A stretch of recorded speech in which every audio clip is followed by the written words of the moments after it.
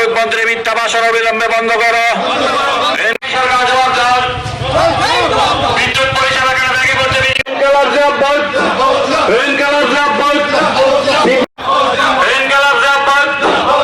বিদ্যুৎ পরিষেবা কেন ব্যাহত হচ্ছে? সিপিআইএম দিচ্ছে না। সিপিআইএম এটাকে আজকে বিদ্যুৎ দপ্তর বিজেপি সরকার জবাব চাই, জবাব দাও। বিদ্যুৎ মন্ত্রী মিথ্যা ভাষণ অবিলম্বে বন্ধ করো। সরকার জবাব দাও। বিদ্যুৎ পরিষেবা কেন ভেঙে পড়ছে? বিজেপি সরকার জবাব চাই। বিদ্যুৎ দপ্তরের মন্ত্রী মিথ্যা ভাষণ অবিলম্বে বন্ধ করো। বিদ্যুৎ পরিষেবা কেন ব্যাহত হচ্ছে? বিদ্যুৎ বেসরকারীকরণের বিরুদ্ধে আজকের অভিযানে দলে দলে যোগ দিন। সিপিআইএম দিচ্ছে না। সিপিআইএম এটাকে আজকে বিদ্যুৎ দপ্তরের সামনে বিক্ষোভ অভিযানে দলে দলে যোগ দিন। বিজেপি সরকার জবাব চাই, জবাব দাও। পরিষেবা কেন ভেঙে পড়ছে? বিজেপি সরকার জবাব চাই, জবাব দাও। ব্যাপার স্যাপার নিয়ে মন্ত্রী বাহাদুরের মিথ্যা বক্তব্য চলছে না, চলবে না। বিদ্যুৎ সংক্রান্ত এখানে নতুন করে মানুষকে কায়দা করে প্রতারিত করতে চাইছে। এই প্রতারণার বিরুদ্ধে, এই আমাদের রাজ্যের মানুষের উপর যে আক্রমণ, এই আক্রমণের বিরুদ্ধে চলুন আমরা সবাই মিলে একসাথে প্রতিবাদ করি, প্রতিরোধ করি। এটা লাল ঝান্ডার প্রশ্ন না, এটা তেরঙ্গা ঝান্ডার প্রশ্ন না, এটা গেরুয়া ঝান্ডার প্রশ্ন না। দলমত নির্বিশেষে সবাই মিলে আমাদের রাজ্যের এই বিদ্যুৎ পরিকাঠামো ভেঙে পড়ার বিরুদ্ধে, বিদ্যুৎ পরিষেবা বিঘ্নিত হওয়ার বিরুদ্ধে, বিদ্যুৎ বেসরকারীকরণ করার বিরুদ্ধে এবং বিদ্যুৎ মাশুল অত্যাধিক হারে বৃদ্ধি করার যে ষড়যন্ত্র, সেই ষড়যন্ত্রের বিরুদ্ধে সবাই মিলে আমরা লড়াই করি। লড়াই ছাড়া আমাদের কাছে কোনো বিকল্প নাই। এই আহ্বান নিয়েই আমরা আজকে এখানে এই বিক্ষোভ কর্মসূচিতে সামিল হয়েছি। উপস্থিত আমাদের এই এলাকার সুধী সজ্জন মন্ডলী, মা বোন এবং বন্ধুগণ, পথ দিয়ে যারা যাচ্ছেন, শ্রদ্ধেয় পথচারীরা, সবাইকে আমাদের সিপিআইএম এর পক্ষ থেকে অভিনন্দন জানাচ্ছি, লাল সালাম জানাচ্ছি।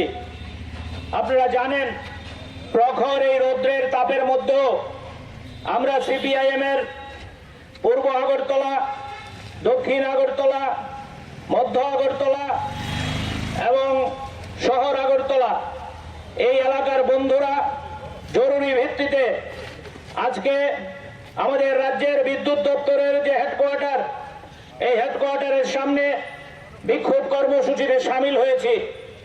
আমাদের এই বিক্ষোভ না কোনো ব্যক্তির বিরুদ্ধে না, রাজনীতি করার জন্য না। আপনারা লক্ষ্য করেছেন, আমাদের রাজ্যে 2018 সালে বিজেপি সরকার প্রতিষ্ঠার পর ত্রিপুরা রাজ্যের সব ক্ষেত্রের সাথে সাথে বিদ্যুৎ দপ্তরেরও শোচনীয় অবস্থা। বিদ্যুৎ দপ্তর আজকে আমরা লক্ষ্য করছি, বিশেষ করে 2023 সালে বিজেপি সরকার প্রতিষ্ঠার পর আমাদের রাজ্যের সবচেয়ে যিনি সাংবাদিকদের ডেকে কথা বলেন, সবচেয়ে যিনি বেশি ভাষণ দিয়ে ঘুরে বেড়ান, এই ভদ্রলোক বিদ্যুৎ দপ্তরের মন্ত্রিত্ব পেয়েছেন। কিন্তু আমরা লক্ষ্য করছি এই বিদ্যুৎ দপ্তরের অবস্থা অসহনীয় অবস্থায় দাঁড়িয়েছে। কথা নেই, বার্তা নেই। দিনে 5 থেকে 7 বার সেখানে বিদ্যুৎ চলে যাচ্ছে। বিদ্যুৎ এমন আচরণ করছে, বিভিন্ন বিদ্যুতের যে জিনিসপত্র, যন্ত্রপাতি, সেগুলো জনসাধারণের ঘরে নষ্ট হয়ে যাচ্ছে। বিদ্যুৎ মন্ত্রীকে সাংবাদিকরা জিজ্ঞেস করলে উনি বলছেন এটা লোডশেডিং না, এটা নাকি পাওয়ার কাট। আমরা পাওয়ার কাটও বুঝি না, লোডশেডিংও বুঝি না। আমরা বিদ্যুতের পরিষেবা চাই। এই বিদ্যুতের পরিষেবা পাওয়ার জন্য আমরা আজকে এখানে উপস্থিত হয়েছি। গোটা রাজ্যে বিদ্যুতের পরিকাঠামো ভেঙে পড়েছে। আপনারা লক্ষ্য করেছেন, ওই কুমারঘাটে সেখানে উল্টো রথের দিন বিদ্যুৎ দুর্ঘটনায় আজকে পর্যন্ত 10 জনের প্রাণহানি ঘটেছে। বিদ্যুৎ দপ্তরকে তার দায়ভার নিতে হবে না? আজকে পর্যন্ত বিদ্যুৎ দপ্তর থেকে তার কোনো স্পষ্টীকরণ নেই।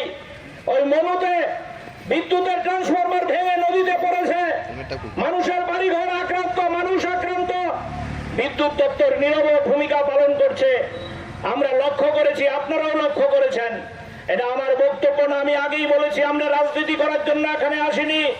আমরা লক্ষ্য করেছি 2018 সালের আগে রাজ্যে যখন বামফ্রন্ট সরকার ছিল, বিদ্যুৎ ক্ষেত্রে প্রায় বিপ্লব সংগঠিত হয়েছিল।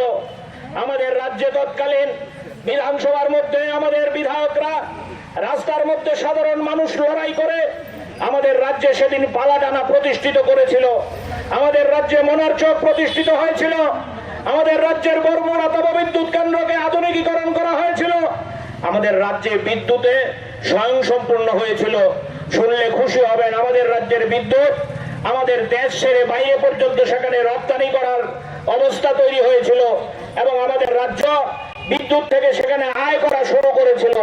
কিন্তু বামপন্থী সরকার গোটা রাজ্যে বিদ্যুতের যে উজ্জ্বল ছবি তৈরি করেছিল, এই উজ্জ্বল ছবি আজকে সম্পূর্ণভাবে ম্রিয়মাণ। এটা অসহনীয় অবস্থা।